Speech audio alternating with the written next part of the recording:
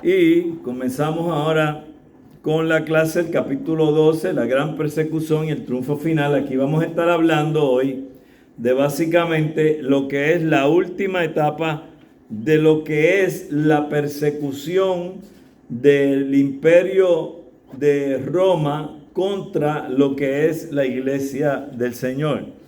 Después de este capítulo ya no se va a tratar más con lo que es la persecución de la iglesia por parte del imperio romano. Eso no quiere decir que la iglesia no sigue siendo perseguida. La iglesia sigue siendo perseguida porque, como vamos a aprender, la iglesia pasa a otra etapa donde, aunque viene a ser hasta cierto momento parte del imperio, hay un remanente que se permanece fuera de ese imperio porque entiende que hay una fusión de paganismo, cristianismo y gobierno que ya deja de ser lo que es la verdadera iglesia de Cristo y pasa a ser un híbrido que no es real ni verdadero. Ese remanente que queda fuera de ese movimiento que se conoce hoy en día como la Iglesia Católica Apostólica Romana y las iglesias ortodoxas griegas, rusas y coptas. Copta es la egipcia. Esas iglesias entendemos que no representan a la verdadera iglesia de Cristo porque no se mantuvieron fieles a las enseñanzas de Jesucristo y los apóstoles, sino que se desviaron, como dije, haciendo un híbrido, haciendo una mezcla de paganismo, cristianismo y la manera de mover las cosas en el imperio romano en el siglo III. Y entonces ahí es que empieza la diferencia de lo que es un remanente fuera de la Iglesia Católica Apostólica Romana y la Iglesia Católica Apostólica Romana, que sí tiene cosas del cristianismo y hubo aportación dentro de ella por parte de los magisterios de la misma que fueron buenos. Por eso es importante tomar lo bueno y desechar lo malo, ¿verdad?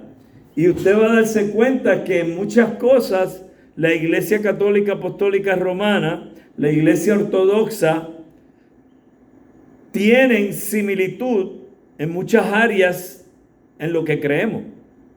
De hecho, el credo de los apóstoles, con la excepción de lo que ellos le añadieron, que fue una iglesia católica apostólica romana, si usted le extrae eso y lo deja como fue establecido por los padres de la iglesia, el credo de los apóstoles, es básicamente lo que nosotros creemos. Creemos en Dios Todopoderoso, creador del cielo y de la tierra, engendrado, no creado, de la misma naturaleza del Padre, etcétera, etcétera, etcétera. No voy a recitar todo el credo, ¿verdad? Pero nosotros creemos todo eso. Pero el problema surge cuando el imperio romano coge el cristianismo y lo hace la religión oficial del imperio. Entonces, más adelante en la clase de Cristianismo 2, vamos a entrar en todo eso muy profundo, ¿ok? Entonces, aquí en este capítulo 12 lo que estamos viendo es el final de la persecución de parte del imperio romano hacia los cristianos. Pero de ninguna manera es el final de la persecución hacia los cristianos. Y vamos a ver más adelante quiénes fueron los que persiguieron a los cristianos. ¿Ok? Ahora, antes de yo empezar a leer aquí, quiero también que entiendan que hay una realidad y quiero que la vayan desde ya ponderando para que puedan ustedes entender más claramente cómo es en esta historia del cristianismo, cómo esa carretera que empieza con un camino, una vía, se convierte como en una autopista y empieza a tener diferentes carriles. Y una de las cosas que nos va a permitir entender eso es el que entendamos que la iglesia está compuesta por lo que es la iglesia física y lo que es la iglesia espiritual. Ahora bien, hay varias formas de explicar esto. Yo les voy a explicar lo que es correcto, porque hay formas de explicarlo erróneamente. La iglesia física es nada más y nada menos que toda iglesia que sea de sana doctrina, que esté congregada en un cuerpo local. Por ejemplo, la iglesia bautista sin paredes de Calley es una iglesia física y su cuerpo local se encuentra aquí en Calley, porque en esta iglesia, en este cuerpo local, se congregan los hermanos y aquí es que ejercen sus ministerios, aquí es que sirven al Señor, aquí es que trabajan para la obra. Esa es la iglesia física, ¿ok? La iglesia física de, no sé, allá en Maribel, ¿cómo se llama la iglesia a la que usted asiste? Iglesia Evangélica Unida de la Barriada Ayudera. Ok, Iglesia Evangélica Unida. La Iglesia Evangélica Unida lleva muchos años en Puerto Rico. Yo me acuerdo cuando yo era chiquito haber visitado con unos amiguitos la Iglesia Evangélica Unida. Si es la misma denominación, que creo que debe ser la misma. Pues la Iglesia Evangélica Unida tiene muchas iglesias evangélicas unidas a través de Puerto Rico. Pero a donde va Maribel, ahí en esa es la expresión de ese cuerpo local. Por ende, esa es la iglesia física. Y donde quiera que haya un cuerpo local, ahí es que está la iglesia física. Ok. Ahora, vamos para la espiritual.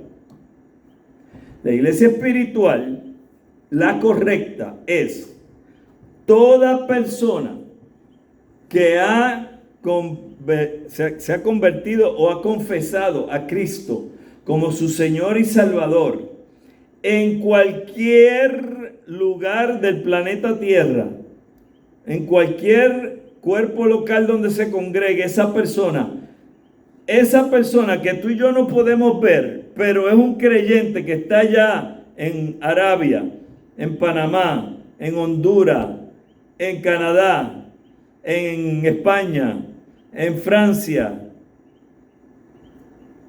Esas personas son parte de la iglesia espiritual. Porque tú y yo no tenemos comunión con ellos física. Pero los dos tenemos el mismo espíritu. ¿Me están siguiendo? El Espíritu Santo que mora en ellos es el mismo Espíritu Santo que mora en nosotros. Por eso esa es la iglesia espiritual. ¿Cuántos están conmigo y me están entendiendo? Ok. La forma incorrecta, por si alguien le viene con este cuento, usted viene y le dice, no, eso no es así. Tú me perdonas, yo te amo, pero no te la compro. Es decir, que espiritualmente, dentro de las iglesias católica, apostólica, romana o las iglesias ortodoxas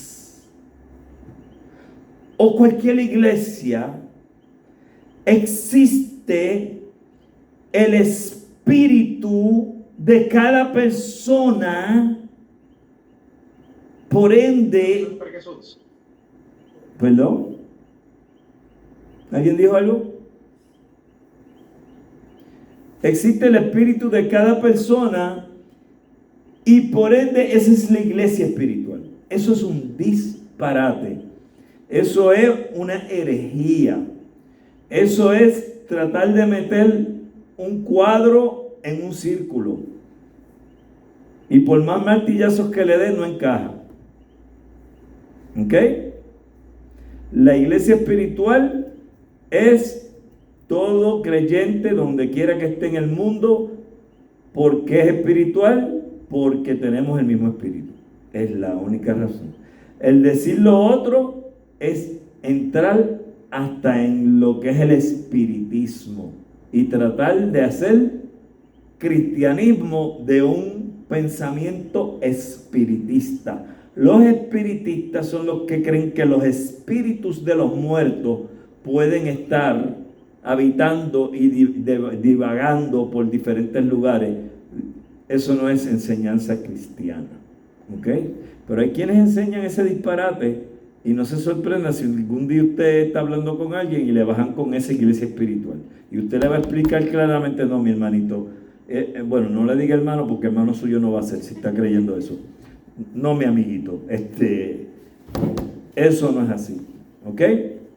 Porque esto es importante entenderlo, porque si usted no entiende esto, cuando nosotros nos movamos a lo que es entrar a lo que se enseña a través de los siglos, bajo esos grupos que son considerados parte del cristianismo, pero lamentablemente están totalmente errados, usted nunca va a poder entonces poder asimilar y entender lo que está pasando. ¿Por qué digo esto? Bueno, porque muchas veces han tratado de justificar, porque hubo buenos magisterios dentro de esos lugares, el que esa iglesia es la iglesia de Cristo. La iglesia de Cristo tiene que ser una iglesia que solamente está basada en lo que las Sagradas Escrituras dicen.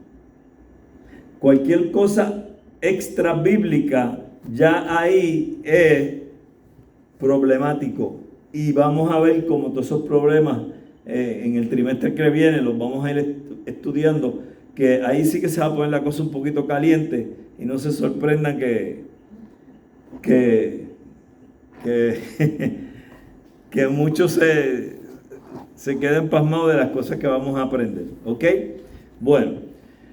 Capítulo 12, la gran persecución y el triunfo final. No me interesa sino la ley de Dios que he aprendido. Esa es la ley que obedezco, por la que he de morir y en la que he de triunfar. Aparte de esa ley, no hay más ninguna. Télica, mártir.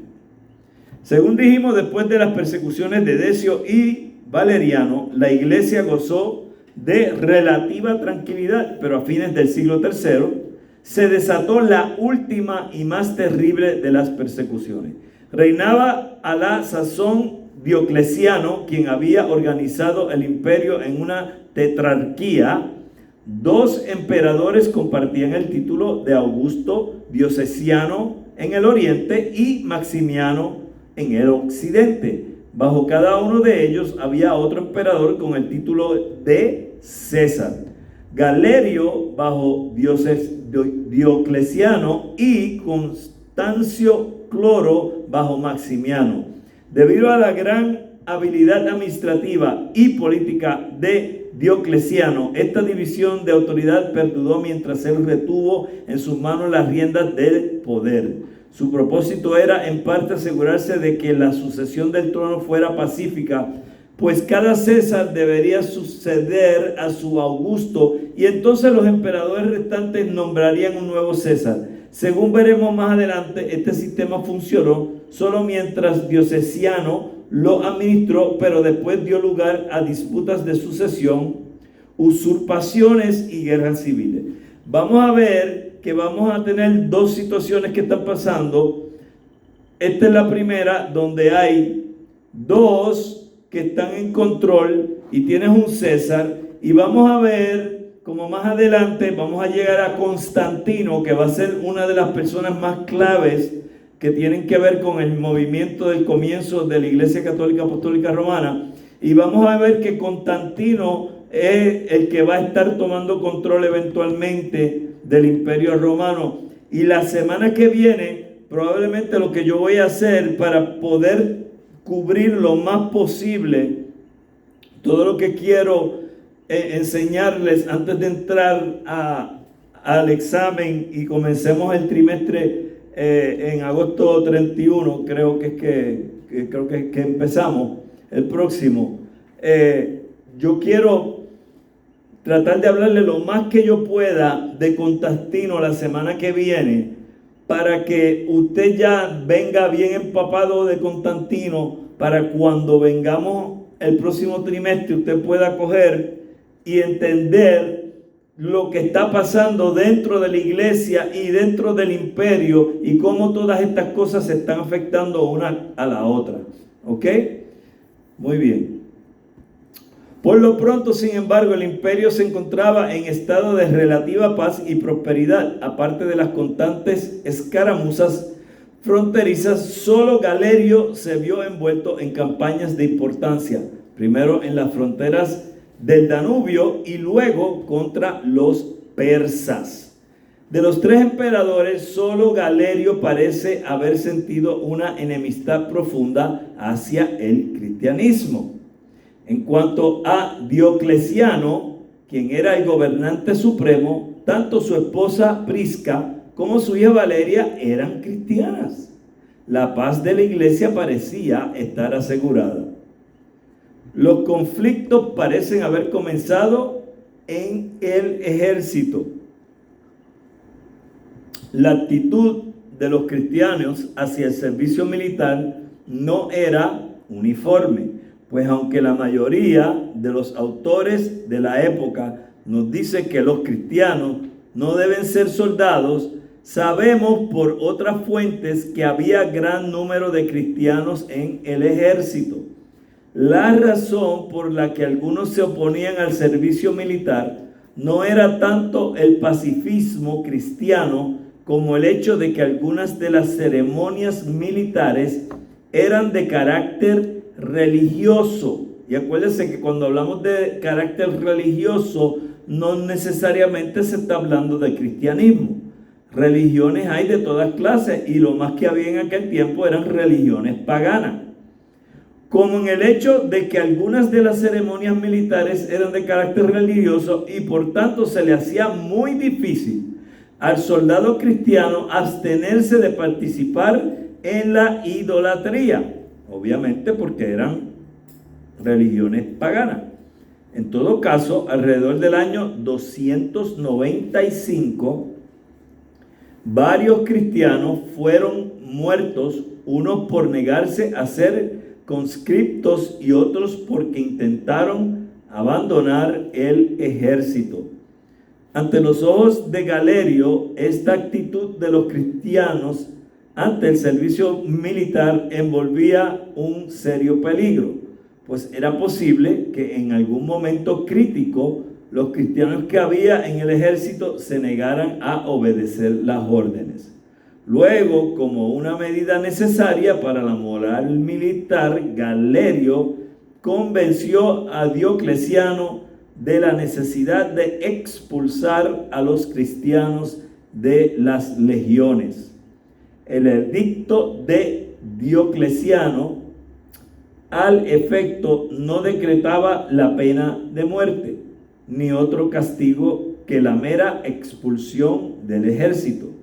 Pero en algunos lugares, debido quizá al excesivo celo de los oficiales, se intentó obligar a los soldados cristianos a ofrecer sacrificios ante los dioses, y el resultado de ello fue que hubo algunas ejecuciones, todas ellas en el ejército del Danubio, que estaba bajo las órdenes de Galerio. Entonces, aunque no se estaba llevando a cabo por parte del emperador una orden de que se matara a los cristianos, sino que se les expulsara, Sin embargo, aquí tú tenías algunos oficiales que estaban por su cuenta tomando la acción de forzar a esos cristianos a llevar sacrificios a los dioses, y al ellos negarse, pues obviamente eran ejecutados.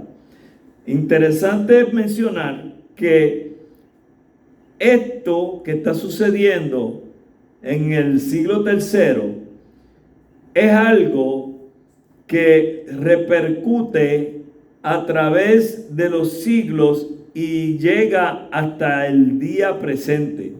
Hoy en día hay religiones cristianas, ¿okay?, bajo el cristianismo, que se oponen a la guerra, se oponen al servicio militar, no quieren servir en las Fuerzas Armadas. Nunca los que son parte de esas denominaciones van voluntariamente a cualquier rama de servicio militar. Y si hubiese, como hubo en las guerras pasadas de Estados Unidos con otros países, si hubiese un llamado mandatorio, ¿verdad? En inglés le llaman el draft, no sé cómo se dice en español, pero es básicamente que te obligan a irte, ¿ves? Te llaman y te tienes que ir, no puedes decir que no. Por eso todo joven que tiene 18 años tiene que inscribirse en el cojeo, porque ellos quieren saber quién tú eres, por si hay una guerra donde no hay suficientes voluntarios y tengan que llamar gente. A los primeros que van a llamar es a los más jóvenes. Así que funciona. Así que yo puedo tener todos los años que tengo de experiencia militar y a mí no me van a llamar, porque ya para ellos yo soy un petardo explotado.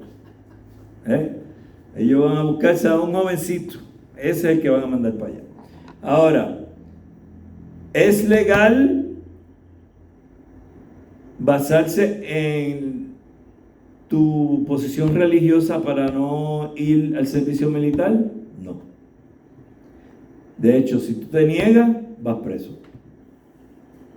Eso es lo que pasa. Persona famosa que le pasó eso, por su religión no quiso irse a la guerra de Vietnam, Muhammad Ali. Y fue preso, y fue después que salió de la cárcel que entonces retomó su carrera de boxeador. ¿Ok? Y por ahí ya está sonando la campana. Ya yo sé que es la hora de la pastilla que se toma la hermana, yo creo. A esto se limitó la persecución hasta que Diocleciano se dejó convencer por Galerio, y en el año 303 dictó un nuevo edicto contra los cristianos. Todavía en este edicto, Diocleciano se negaba a derramar la sangre de los cristianos. Y lo que se ordenaba era que todos los edificios cristianos y los libros sagrados fueran destruidos, y que a los creyentes se les privara de todas sus dignidades y derechos civiles.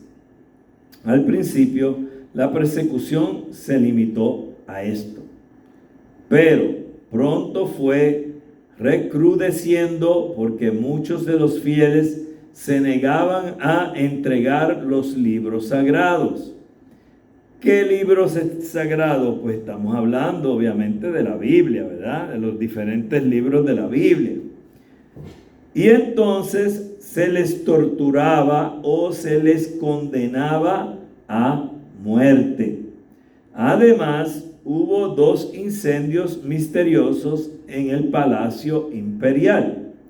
Galerio acusó a los cristianos, recuerden eso, de haberlos prendido. Se parece mucho como cuando Nerón, ¿verdad?, acusó a los cristianos de haberle pegado fuego a Roma, cuando sabemos que fue Nerón y no fueron los cristianos, diciendo que los incendiarios procuraban vengarse de la destrucción de sus iglesias. Hablando iglesias, obviamente aquí el hermano Justo González está usando el término iglesia como el modus normal de nosotros utilizarlo, aunque es incorrecto, que ya hemos enseñado muchas veces que la iglesia somos nosotros y no es el edificio. Pero para el argumento se le está diciendo iglesia al edificio.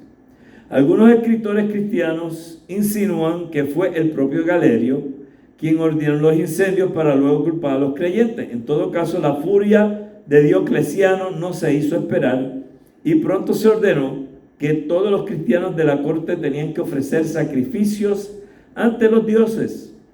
Prisca y Valeria sacrificaron, pero el gran chambelán Doroteo y varios otros sufrieron el martirio.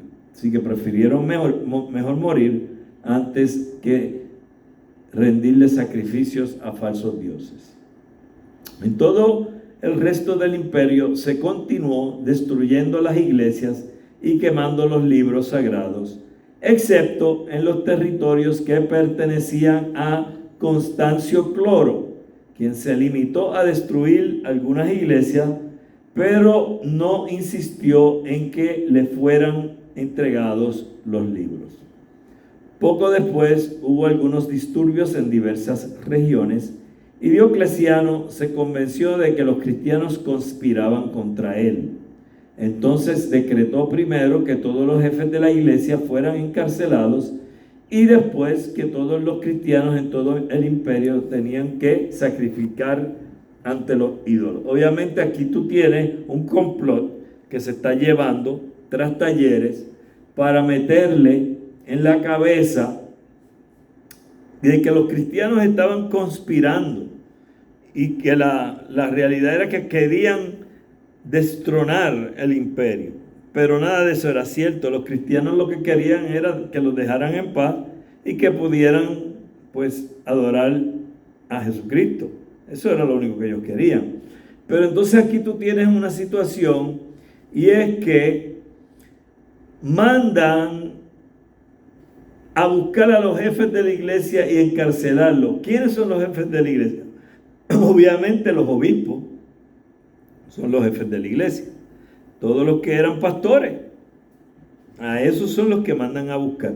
Y entonces a los que son la grey de la iglesia, los empiezan a obligar a sacrificar ídolos. ¿Ok? Sacrificar a los ídolos, debo decir. Así se desató la más cruenta de cuantas persecuciones sufrió la iglesia antigua. Al igual que en tiempos del emperador Decio, se hacía todo lo posible por incitar a los cristianos a abandonar su fe. Acostumbrados como estaban a la tranquilidad de las décadas anteriores, muchos cristianos sucumbieron ante las amenazas de los jueces. A los demás se les aplicaron torturas de toda suerte y se les hizo morir en medio de los dos más diversos suplicios. Otros se ocultaron, muchos de ellos llevando consigo los libros sagrados. Y hasta hubo muchos que cruzaron la frontera y se refugiaron en territorio persa. Y esta parte de que muchos se ocultaron y se llevaron libros sagrados con ellos es importante. ¿Por qué? Porque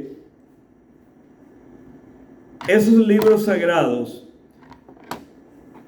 que se llevaron y fueron ocultados, fue luego que gracias a que esos cristianos estuvieron resguardando esas Biblias, y usted sabe bien que lo que tenían eran papiros, porque la Biblia como la conocemos nosotros no se vino a imprimir hasta la Edad Media, cuando se inventó la imprenta, ¿ok?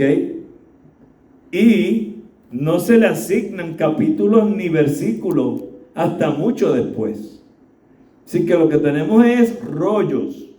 Así que tú te puedes imaginar a estos hermanos cargando todo este jeguerete de joyos.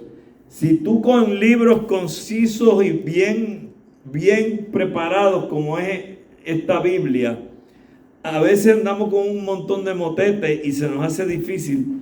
Imagínate ellos con todos esos rollos y escondiéndolos, las inventivas que se tuvieron que ellos hacer para que no fueran encontrados.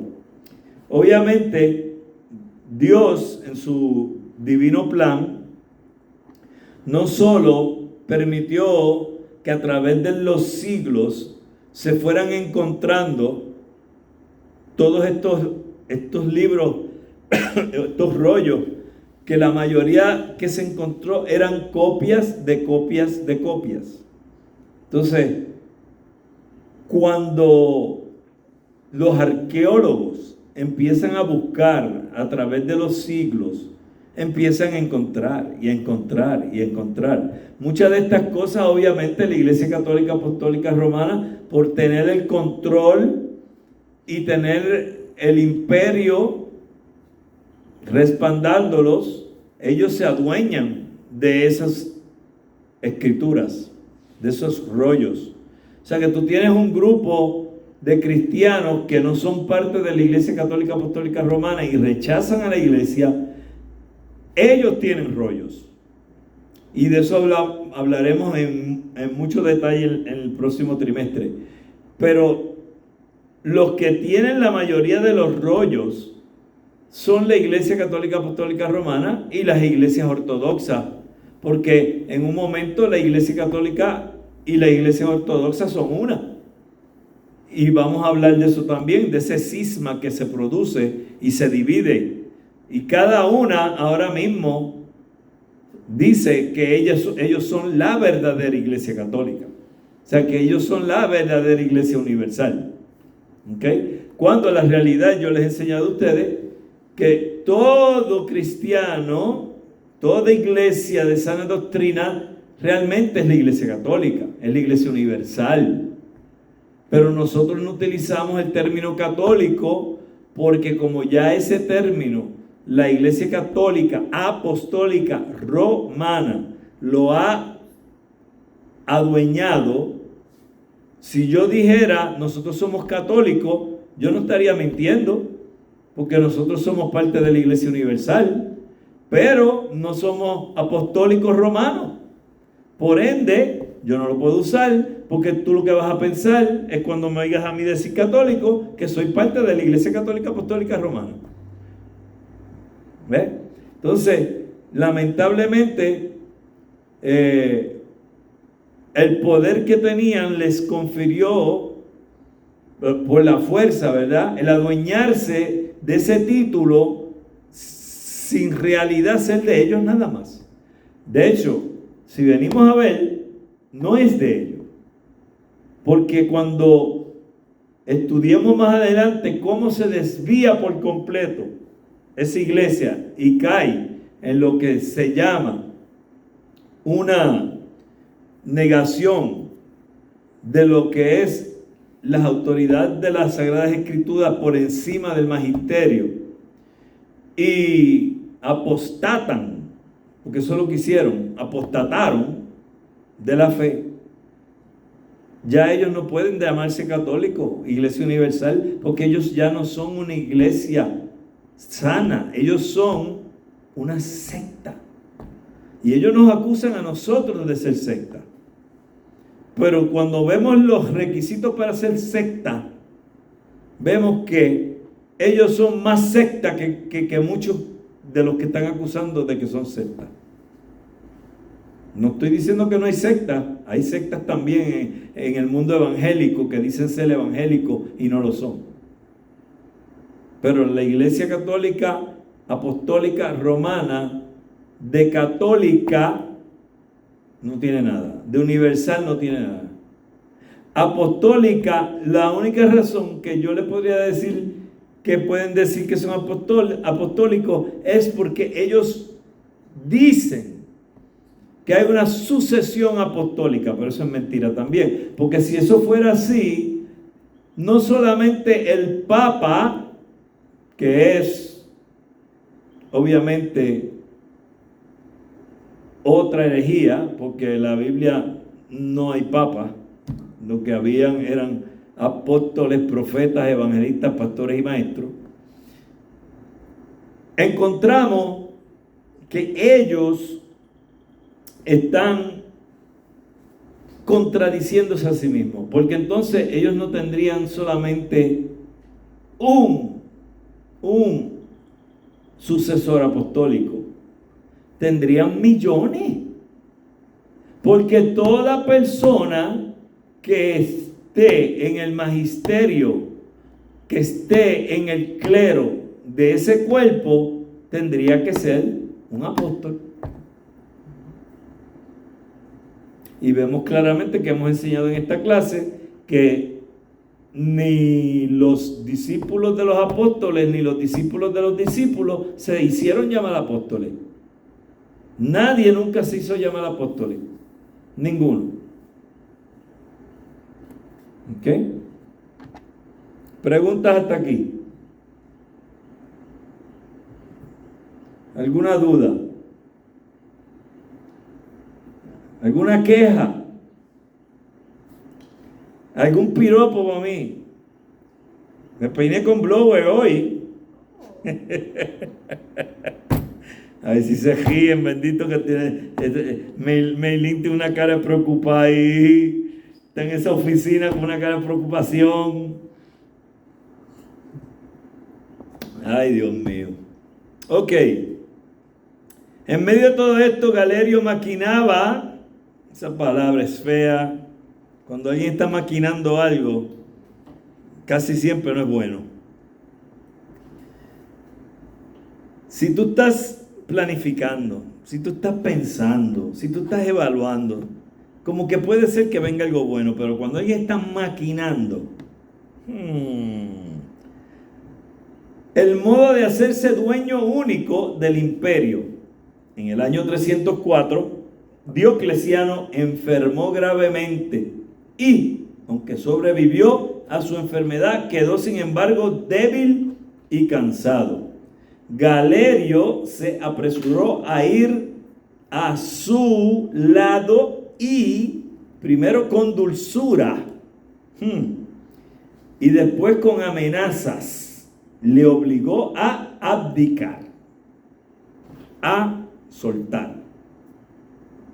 Eso es básicamente una renuncia, ¿verdad? Al mismo tiempo, Galerio había reforzado su ejército y convenció a Maximiano de que si no abdicaba él también, invadiría sus territorios y se seguiría la guerra civil. Por fin, ambos Augustos abdicaron al mismo tiempo en el año 305. Según se había estipulado anteriormente, Constancio Cloro sucedió a Maximiano y Galerio a Diocleciano. En la elección de los dos nuevos césares, sin embargo, Galerio obligó a Diocleciano a nombrar a dos personajes ineptos, pero que le eran adictos, o sea, que le iban a servir, ¿verdad? Severo bajo Constancio Cloro, y Maximino Daza bajo Galerio. Esta decisión no gozó del apoyo de los soldados, entre quienes eran muy populares, y aquí viene el nombre que hablamos ahorita, los hijos de Constancio Cloro y de Maximiano, que eran Constantino de uno y Magencio del otro. El resultado de la ambición de Galerio fue el caos. Constantino huyó de la corte de Galerio y se unió a su padre, tras cuya muerte las tropas le proclamaron Augusto. Magencio se adueñó de Roma y Severo se vio obligado a suicidarse. Maximiano salió de su retiro y se unió a su hijo Magencio en una alianza inestable que por fin se disolvió. Galerio invadió los territorios de Magencio, pero sus tropas comenzaron a pasarse al bando del enemigo y tuvo que abandonar la campaña.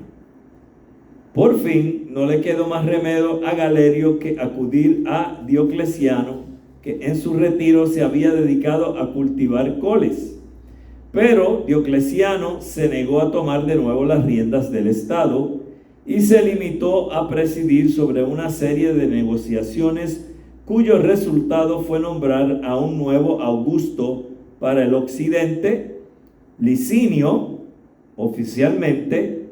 Entonces había de nuevo dos Augustos, Galerio y Licinio, y bajo ellos dos hijos de Augustos, Constantino y Maximino. Daza. Durante todas estas vicisitudes, Constantino había seguido una política cautelosa al reforzar su posición en las Galias y la Gran Bretaña e insistir solo en sus derechos como heredero de Constancio Cloro. Más tarde le llegaría el momento de lanzarse en pos del poder supremo sobre el imperio. Ok. Entonces, aquí tenemos ya el comienzo de cómo se está forjando el camino para Constantino. Constantino está siendo hábil porque él, en vez de forzar el issue y tratar de adelantar las cosas, él es cauteloso y se toma el tiempo, y lo único que dice es que él lo único que reclama es el derecho como heredero de Constancio Cloro, que él no quiere más nada. Él no está diciendo que él quiere ser César ahora, porque él sabe que no le convenía en ese momento. Pero como vamos a ver más adelante, la semana que viene, cuando entremos en profundidad con Constantino, vamos a darnos cuenta de que Constantino era bastante sabio. Y él se sabía jugar las cartas, ¿ok? De hecho, vamos a leer un poquito más aquí, y yo les voy a hablar unas cuantas cosas que quiero que sepan de Constantino para ir adelantando, porque me están viniendo a la mente y después puede ser que no me vengan a la mente y se me vayan y las perdemos. En medio de todo este caos, la persecución continuó, aunque en el occidente ni Constantino ni Magencio, quienes eran los dueños efectivos de la mayor parte del territorio, se ocuparon en promoverla. Para ellos la persecución era política de Galerio, y en medio de todas las pugnas por el poder no se sentían inclinados a cumplir los deseos del rival, que había intentado desheredarles. Pero Galerio y su protegido Maximino Daza continuaban persiguiendo a los cristianos. O sea que aquí vemos que este es el problema de la última persecución, que no hay razón para estar persiguiendo a los cristianos. Los cristianos no están posando un peligro para ellos. Sin embargo, ellos creen que políticamente esto les está ayudando a ellos.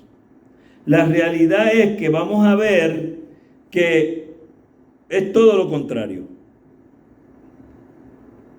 Y Constantino, en su momento, él se da cuenta de que la persecución de los cristianos es una pérdida de tiempo, le está costando al imperio, no le está dando nada a favor, y él determina y hace una estrategia que en breve les voy a hablar de eso, que es magistral, y lleva a Constantino a posicionarse en el mejor lugar. ¿Ok?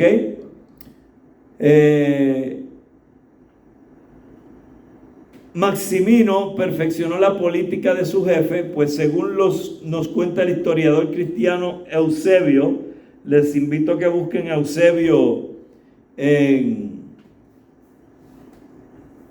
Google y ahí van a encontrar información acerca de este historiador. No está de más que lean un poquito sobre él. Ya yo les había hablado de Flavio Josefo. Si van a buscar, busquen también a Flavio Josefo.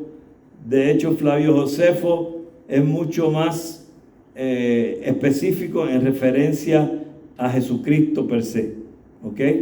Bien importante, ya Flavio Josefo es en el tiempo de Jesucristo, ya cuando vemos aquí a Eusebio, pues estamos hablando de otros tiempos mucho después. Pero en los tiempos de Jesucristo, Flavio Josefo es el que tenemos que estudiar. En los territorios de Maximino lo que se hacía era vaciarles un ojo a los cristianos o quebrarles una pierna. Y entonces enviarles a trabajos forzados en las canteras. Obviamente canteras pues para producir piedra, para las carreteras. Si, no sé, ¿alguien ha estado en Roma, Italia? ¿Alguien ha ido allá? ¿Nadie se ha dado el viajecito? Pues si usted va allá, se va a parecer mucho al viejo San Juan, pero en vez de ser que en el viejo San Juan hay adoquines en las calles, que casi todos esos adoquines son modernos ahora, los originales ya eso los reemplazaron, ya eso se rompieron todos. Pero si usted va allá a Roma, tú vas a ver carreteras que hay allá que en vez de ser en adoquines eran como piedras, pero piedras que estaban bien formadas, no es como que están todas feas, están muy bien puestas. Y esa era la forma en que hacían las carreteras. ¿Ok? Cuando fuimos a Europa antes que diera el COVID, que fuimos Sheila, Jonathan, mi hija, mi yerno, Rose, fuimos un grupito.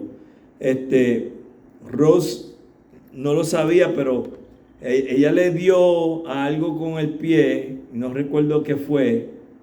La cuestión fue que se rompió un dedo del pie. Y ella caminando por toda Europa con un pie fracturado. Cuando llegó a Puerto Rico, le dijeron, si usted tiene ese dedo fracturado. Y ella cojeando por todo aquello. Pero no se perdió nada. Cogió por todo aquello. Y ella caminando por esas cajeteras así, de piedra. Tacho, deja eso. Pues eso es lo que tenían esta gente, trabajando en las canteras, que estaban fabricando carreteras más que nada, que de hecho, si usted sabe bien, lo hemos dicho aquí varias veces, que uno de los refanes más famosos era que todos los caminos conducían a Roma. Y era porque Roma era el centro del mundo. ¿Ok? De todos lugares a Roma era que iban a parar. Pero aún allí muchos de los condenados formaron nuevas iglesias y a la postre fueron muertos o deportados de nuevo. Las listas de los mártires fueron haciéndose cada vez más largas hasta tal punto que se requerían varios párrafos para mencionar a aquellos cuyos nombres nos han llegado. Hay un libro que se llama Baptist Faith, Martyrs, Fires. Yo tengo ese libro en mi oficina. Si usted va a buscar ese libro en el internet, si lo logra conseguir, lo más barato que se lo van a vender es en $300 a $400. Yo no se lo presto a nadie, lo tengo ahí para dejárselo en herencia a otro pastor, porque es bien difícil conseguir ese libro. Y ese libro lo que habla es de la historia de los mártires, y luego es interesante cómo entonces empieza a mencionar los mártires y los héroes que fueron de la fe en la denominación bautista. Es un mamotreto así. Si quieren se los puedo enseñar después para que lo vean. Y ahí están el montón de mártires nombrados de la historia. Nombre ahí. Pues, así como ese libro, hay otros libros que usted puede conseguir en Amazon que tienen la lista de todos los mártires que fueron registrados. Por eso es que la historia es tan importante y mucha gente dice que la historia es aburrida, pero hay personas que han cogido y han buscado en su árbol genealógico y han logrado encontrar personas que en su momento eran de Europa, porque su descendencia, la mayoría de nosotros, especialmente los puertorriqueños, tenemos descendencia europea, africana, y obviamente teníamos India. Pero ya la India, pues, esa línea de sangre se perdió porque todos los indios murieron. Pero lo que fueron los europeos y los africanos, esos continuaron siendo parte de lo que era ese movimiento de procreación que nos llevó a ser la raza puertorriqueña que existe hoy en día. Y ustedes, si busca, por ejemplo, en uno de estos lugares del árbol genealógico, usted puede hasta llegar y encontrar a alguien que fue un mártir de la fe, porque el montón de mártires de la fe que hubo en Europa a través de los siglos. Yo estoy tratando de encontrar a ver, y sigo porque yo estoy en uno de esos programas, 23andMe, estoy ahí, y yo salí que soy 85% de España, español. Y lo demás, pues, diferentes cosas. Pero lo más que tengo es español. Interesante. Pero eso lo hacen con tu DNA. Tú le tienes que mandar saliva para allá, para que veas con todo lo que se puede aprender. Ok. Seguimos aquí. Por fin, cuando los cristianos comenzaban a desesperar, la tormenta amainó. Galerio estaba enfermo de muerte y el 30 de abril del 311 promulgó su famoso edicto de tolerancia. Eso es importante. Eso es importante porque vamos a tener este edicto, el edicto de tolerancia, y más adelante vamos a tener otro edicto que emite Constantino. Pero este edicto de Galerio, el de tolerancia, es lo que podríamos llamar el equitativo a lo que es la libertad de expresión religiosa de la cual disfrutamos hoy en día tú y yo. Para aquel tiempo, ¿me estás siguiendo? Lo que tú y yo ahora disfrutamos, que podemos celebrar nuestra fe y nadie nos puede venir a detener. Esto que estamos haciendo aquí hoy aquí, la policía no puede entrar por ahí ahora a venir a decir, ustedes no pueden tener aquí esta reunión, ¿verdad? No, porque hay una ley que dice que tenemos libertad de expresión religiosa.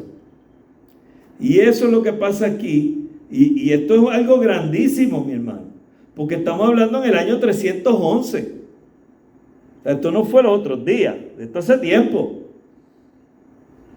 311.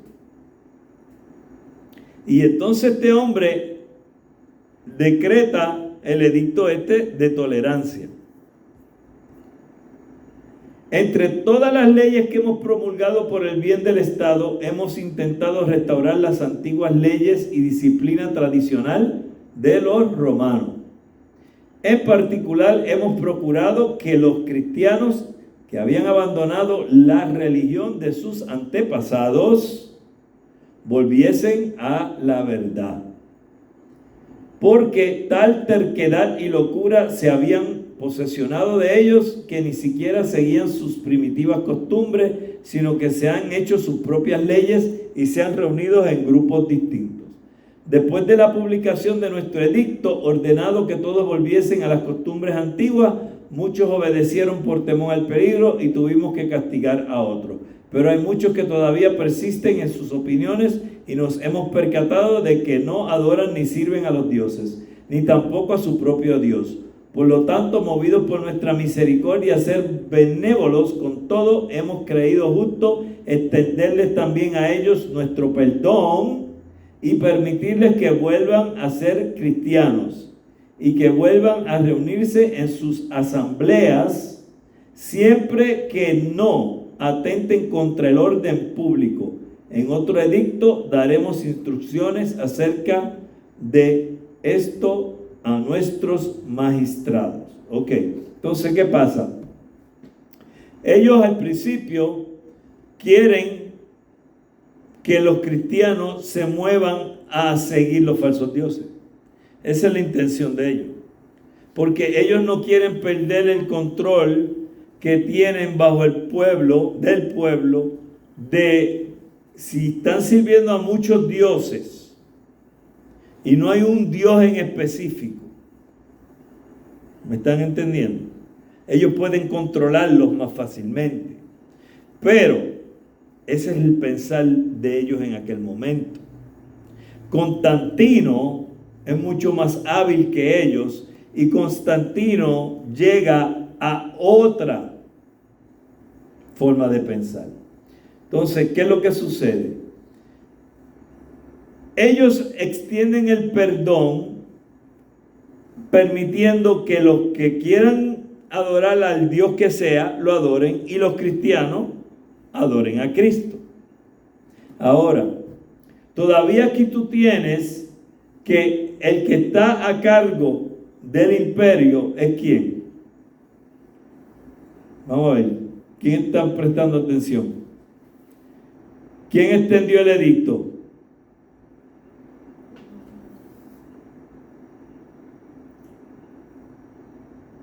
Ay, bendito, no me digan que no sabe, alguien contésteme.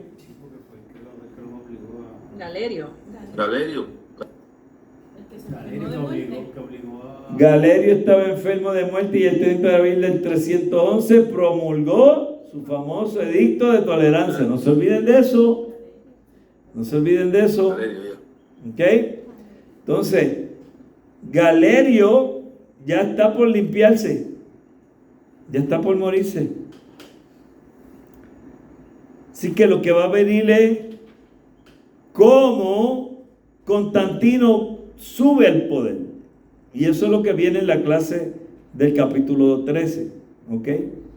Pero yo les voy a decir varias cosas para adelantar y sacarlas del medio, y quizá podamos en la clase que viene no tener que hablar tanto de las cosas secundarias de Constantino, sino de lo que es más importante y lo que realmente usted debe aprender. Constantino llega al poder y la semana que viene vamos a ser bien breves en cómo él llegó allí. Lo importante es que él llega a ser el emperador. Constantino es hábil. Constantino, en vez de perseguir a la iglesia, torturar a la iglesia, seguir echando a los cristianos a los leones para que se entretenga la gente, él ve que este edicto le abre el camino a él para él tener más control del pueblo. ¿Por qué? Porque cuando se establece este edicto sucede algo que ellos no se esperaban, y es que la mayoría de las personas del imperio romano empiezan a abandonar sus dioses y se empiezan a convertir al cristianismo. Entonces, aunque tú todavía tienes personas que están adorando a los dioses falsos y tienen templos donde van a adorar a esos dioses falsos, muchos se están convirtiendo al cristianismo. Así que Constantino decide que él va a hacer del cristianismo la religión oficial del imperio. Esto luego es mandado por su sucesor de manera escrita. Él lo hace de manera oral, ¿ok? Que es muy diferente, no es lo mismo. O sea que, aunque tenía autoridad, más autoridad viene cuando después su sucesor lo hace por manera escrita. Y no voy a brincar ese charco todavía porque falta para llegar a ese charco. Pero ¿qué pasa? Esto es lo que hace Constantino. Constantino, que yo creo que la mayoría de las personas que han estudiado esto le creen, pero Constantino dijo que él había recibido una visión que vio que para él vencer en la próxima batalla que venía, él tenía que hacerlo bajo el estandarte del cristianismo, porque a él se le había aparecido en los cielos, en las nubes, una visión de la cruz. Y por ende, él entendía que había que pelear bajo el estandarte del cristianismo. Gana la batalla. Entonces, qué mejor momento que él coger y decir: vamos ahora a hacer del cristianismo la religión del imperio. Otra de las cosas que suceden es que muchos de los templos paganos empiezan a tomarse y se empiezan a convertir en templos cristianos. Usted tiene que entender que los cristianos no fabricaban edificios. Ellos no fabricaban templos, ¿ok? Los cristianos lo que hacían es que cogían casas y las convertían en templos. Las convertían en lugares de reunión. ¿Por qué? Porque la mayoría del cristiano, usted, si se acuerda bien, en la clase anterior estudiamos, eran personas de la clase baja.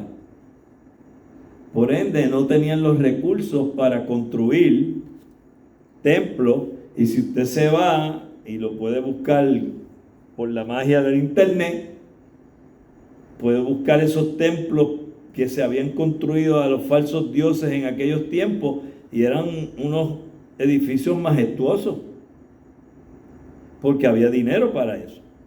Pero para el cristianismo no había dinero. Entonces, cuando empieza este movimiento de Constantino de asimilar el cristianismo dentro del sistema del gobierno del Imperio Romano, muchos de esos edificios empiezan a convertirse en templos cristianos. ¿Ok? Y esto es importante porque eso es lo que establece la pauta para luego, a través de los siglos, ver cómo la Iglesia Católica Apostólica Romana empieza a construir catedrales, y son majestuosas. De hecho, usted puede ver hasta aquí en Puerto Rico que en cada plaza hay una iglesia católica. Y es una catedral, porque todas son estilo catedral. De hecho, La de Guayama, esa iba para Santo Domingo y cometieron el error y la mandaron para Guayama y la montaron en Guayama. La catedral de Guayama está fuera de liga. Es grandísima, es tremenda, hermosa, más grande que la de Calley. La de Calley se queda chiquita al lado de la de Guayama, y la de Calley ahora el gobierno le metió chavo y le ayudó ahí un montón. Pero esos templos paganos son la inspiración para muchos de lo que son los edificios que construye la Iglesia Católica Apostólica Romana. Sin embargo, paralelo a la Iglesia Católica Apostólica Romana, la iglesia que está fuera de la Iglesia Católica Apostólica Romana, ¿ok?, no están construyendo templos. ¿Por qué? Porque ese remanente que decide no entrar dentro de ese proceso de asimilación del Imperio Romano y se mantiene fuera, no tiene los recursos para eso. Entonces siguen reuniéndose ¿dónde? En las casas, afuera, en cuevas. ¿Ok? Y estamos hablando ya del siglo III. Ahí en el siglo III, cuando Constantino toma control, es cuando Constantino le abre la puerta a lo que va a ser el movimiento dentro de la historia del cristianismo de la Iglesia Católica Apostólica Romana.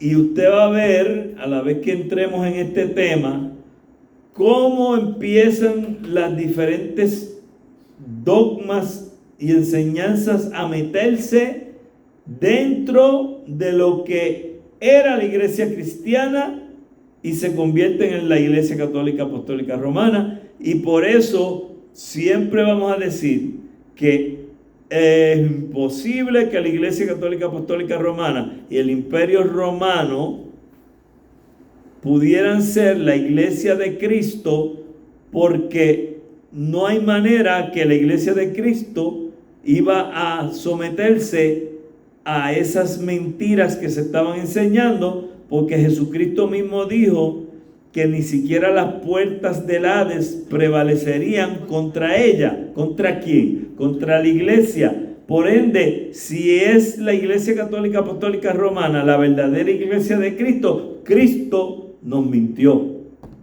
Y Cristo no miente. Por ende, imposible que la Iglesia Católica sea la verdadera iglesia. ¿Cuál es la verdadera iglesia? Toda iglesia que está basada en las Sagradas Escrituras y no en enseñanzas de hombre, no en dogmas de hombre, no en una mezcla de cristianismo y paganismo. Adelante.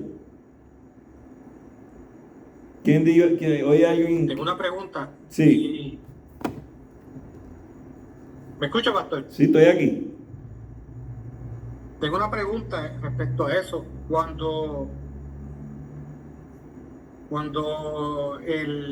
por así decirlo, Constantino autoriza que sea el cristianismo, la religión, por así decirlo, pues de Roma, no hay escritos acerca de cómo fue esa integración entre las personas que eran paganas en aquel momento y se estaban convirtiendo en cristianismo, y el cristiano tratando de doctrinar a estos paganos, porque tuvo que haber demasiado conflicto en esas dos.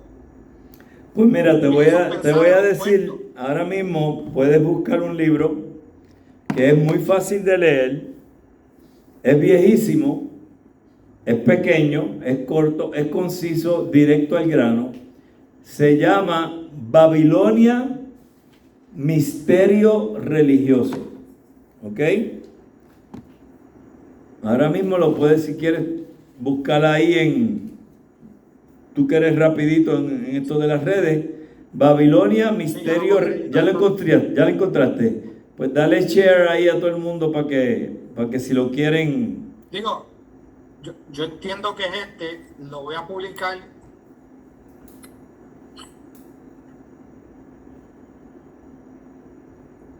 El mío está que se cae en canto de lo viejo que es. Literalmente. Pues este aparenta ser bastante viejo.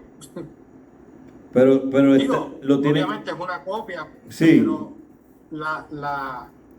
su portada Pues aparenta ser viejo. Pues ahí tú vas a ver cómo ese libro te explica cómo cogieron, por ejemplo, a la diosa Semiramis y a su hijo Tamuz.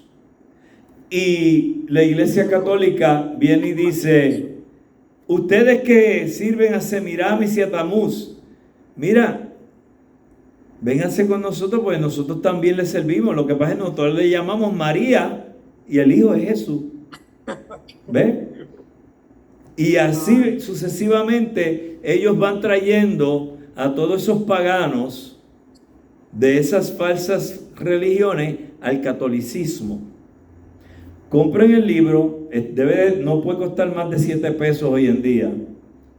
Debe estar baratísimo.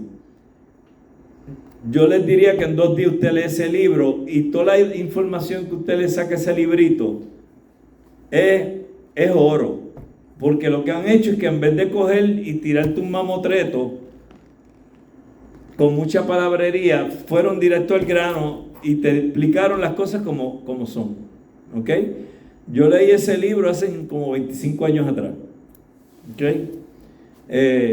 Y todavía lo tengo fresco en la mente. Imagínate si es bueno que me acuerdo de él. ¿Se lo enviaste a los muchachos y muchachas? Sí, pastor, estoy buscando la copia del libro en Amazon y está en $10. 10 pesos. Puede Bueno, conseguirse mira para allá. más económico. ¿Qué hiciste? ¿Lo mandaste en mensaje interno? Sí, lo envié al chat Ok, lo enviaste al chat. de Zoom Ok. y aquí estoy enviando el de Amazon, Ok. el link para Amazon.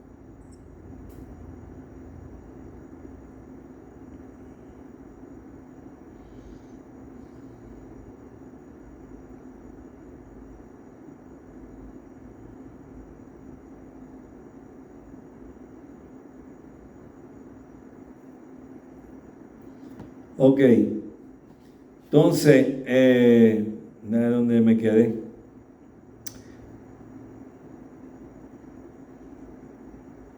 Constantino, en el año 313,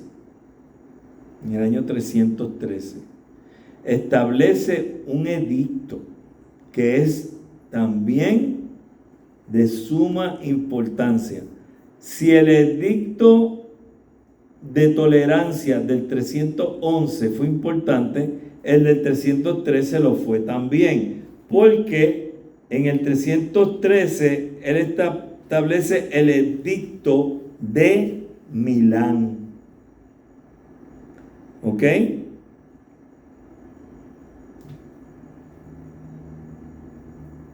¿Y qué hace ese edicto? Le da la libertad de culto al cristianismo.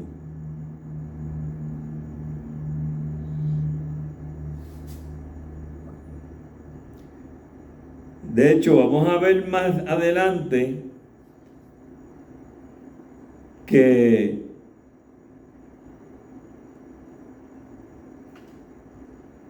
Constantino supuestamente es cristiano, ¿verdad?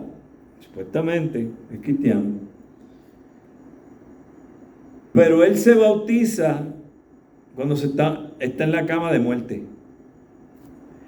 Y el que lo bautiza es alguien que es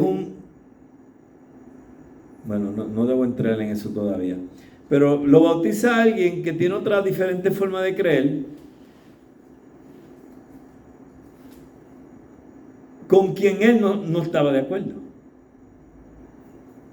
Y sin embargo, ese es el que termina bautizándolo antes de que se muera. Y lo bautizan en la cama. Por ende, lo bautizaron por aspersión. ¿Okay? Yo lo llegué a mencionar. Okay. Yo llegué a mencionar eso Los que tienen buena memoria por ahí. Porque se pareció también a lo que hizo cuando se hizo montanista. Tertulio. Ok. ¿Alguien que me pueda recordar si yo llegué a mencionar eso antes? Maribel, ¿tú te acuerdas? Muy bien. ¿Y tú, Maylin? ¿No? Pues Reinaldo se acuerda. ¿Tú te acuerdas, Rey? No me acuerdo de que haya tocado, pero sí hablo de la aspersión. De la versión, o sea, Sí. ¿A ti te bautizaron por inmersión o por aspersión? Inmersión. Está bien. No, pues si no te íbamos a tener que bautizar. Y vamos a tener que llamar allá, Pastor Ángel, rápido. No, eso fue interesante. Yo, como quien dice, yo me rebauticé, pero fue porque verdaderamente entendí que era el bautismo, porque mi primer bautismo fue, como decir, lo hice con el montón por joven, siguiendo, pero no entendí el compromiso que hice. Ahora, después de adulto, ¿verdad? Que entendí una vez el compromiso, pues decidí bautizarme seriamente, comprendiendo lo que verdaderamente era el mandato y el evangelio, ¿verdad? No, pues como me lo habían enseñado. Entiendo. Sí, yo pienso que eso pasa con muchas personas en realidad, porque quieren complacer a veces a los padres, presión de grupo, así como la presión de grupo te lleva a tomar decisiones malas, la presión de grupo te puede llevar a tomar una decisión buena, pero de manera mala, porque si tú te estás bautizando, pero realmente tú no entiendes lo que es creer en Cristo, ni lo que es confesarle de verdad, pues es un bautismo que es pasar por los movimientos del mismo, pero no tiene valor. Es como si fuera un bautismo de un infante, que no tiene ningún valor porque el infante no tiene la capacidad de entender el evangelio. Por eso nosotros somos credo bautistas. Nosotros, Ellos no tomaron la decisión, pastor. claro, nosotros no creemos en el paidobautismo. En inglés es paidobaptism, pero en español es paidobautismo, que es el bautismo de infantes. Nosotros no creemos en eso. ¿Por qué? Porque cuando tú te vas al libro de los Hechos, tú te das cuenta que todos los que fueron bautizados primero creyeron y entonces fueron bautizados. O sea, tú tienes que tener la capacidad del entendimiento del evangelio de salvación en Cristo Jesús para poder bautizarte. Pues si tú no entiendes el evangelio, tú no te puedes bautizar. Por eso todos los bebés que son bautizados, esos bebés no están siendo bautizados realmente. Lo que están siendo es mojados. Y hay denominaciones evangélicas que bautizan infantes. Y yo he tenido debates, ya yo me he quitado de estar debatiendo, pero cuando estaba más joven y tenía tiempo para estar en esas cosas, me pasaba debatiendo con gente de otras religiones. Y una de las cosas que yo llegué a debatir fuertemente fue con hermanos de iglesias evangélicas donde bautizaban niños, no niños, pero infantes.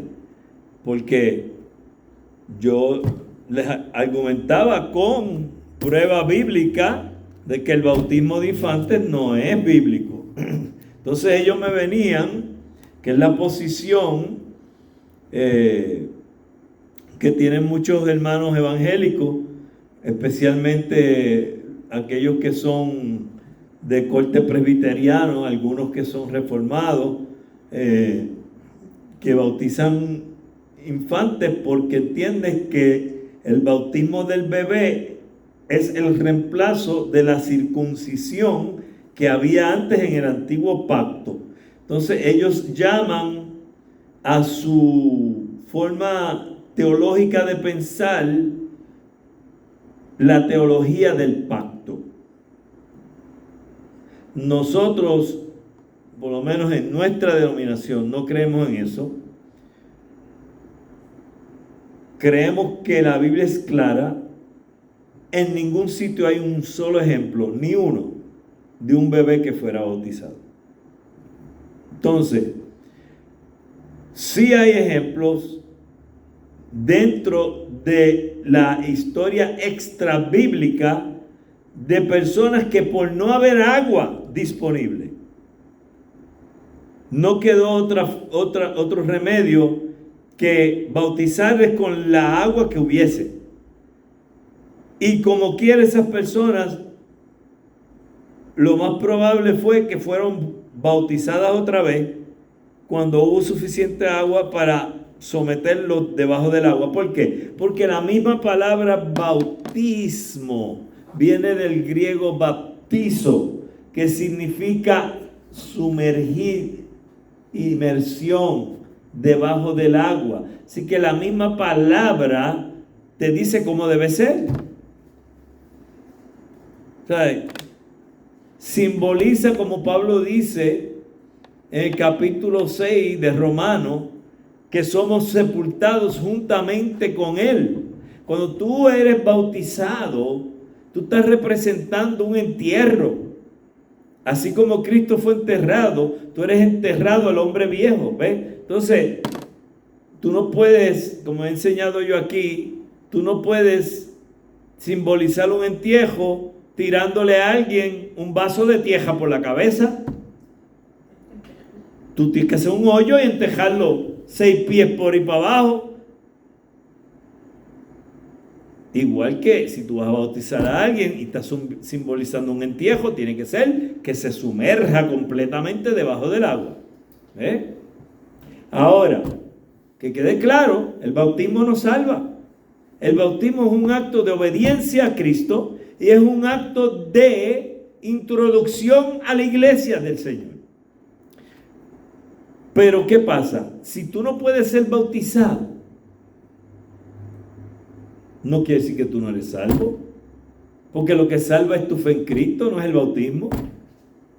No, para nosotros solamente hay 2 ordenanzas y ninguna de ellas salva, que es la cena del Señor y el bautismo.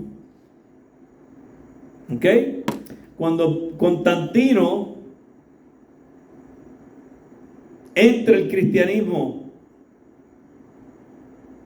él es bautizado de esa manera, pero los cristianos dentro de la Iglesia Católica Apostólica Romana son todos bautizados por inmersión cuando la iglesia comienza. Cuando esa iglesia comienza en el siglo III, que como vamos a ver en el desarrollo del próximo trimestre, no es hasta el siglo VII que viene esa iglesia a coger forma como la conocemos hoy en día. Que por eso es risible el oírlos a ellos alegar de que ellos están aquí desde los tiempos de Jesucristo. Es un chiste. Porque todos los inventos y cosas que ellos enseñan los van desarrollando a través de los siglos. Eso no fue de un día para otro. ¿Okay? Pregunta.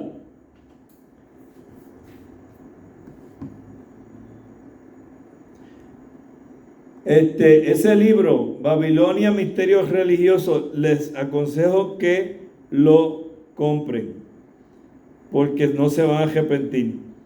Van a aprender un montón con ese librito. ¿Ok?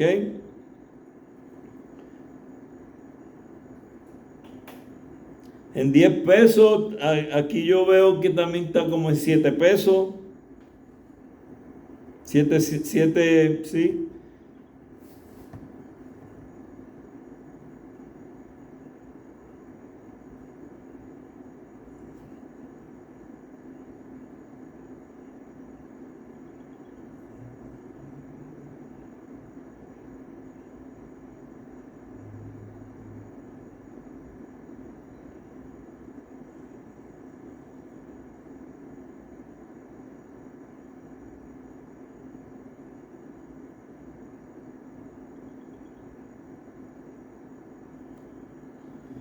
Ok, bueno, lo voy a dejar ahí.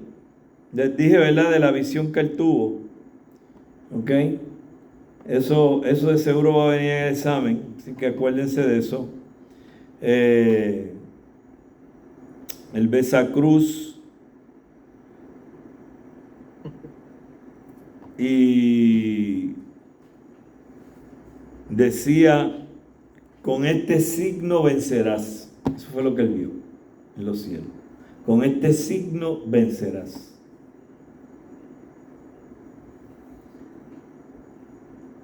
Para mí que él se lo inventó. O el tipo se metió hongo o algo. ¿Ok? Entiendo que sabía lo que estaba haciendo, pastor. Sí, definitivo. Pero Pero tenía que ganar la guerra. y Porque si no, ganó. por eso, Y ganó. ese fue el riesgo.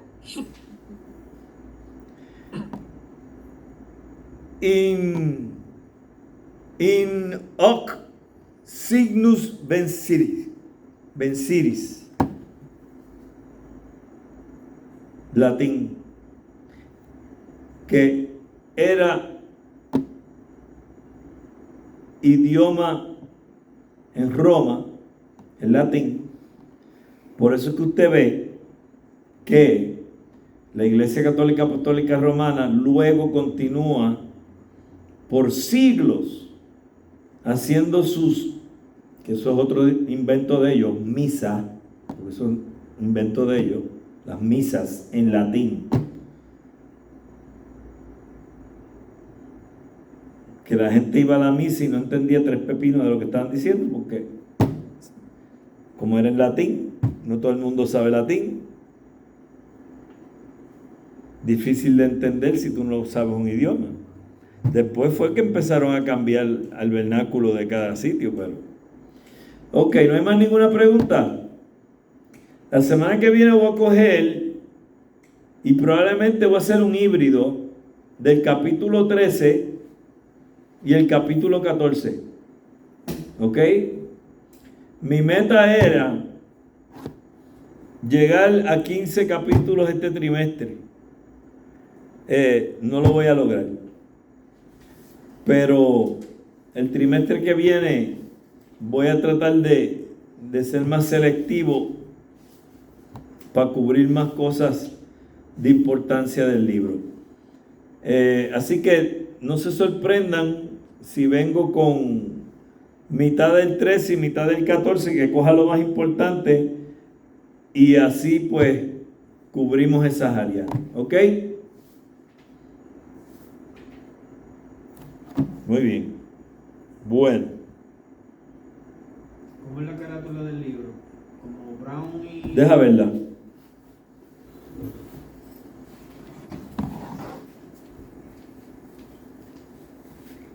Esa misma. Pues Ese es. 4.98. Mira para allá, en 4.98 lo Amazon. en Amazon 4.98, míralo aquí.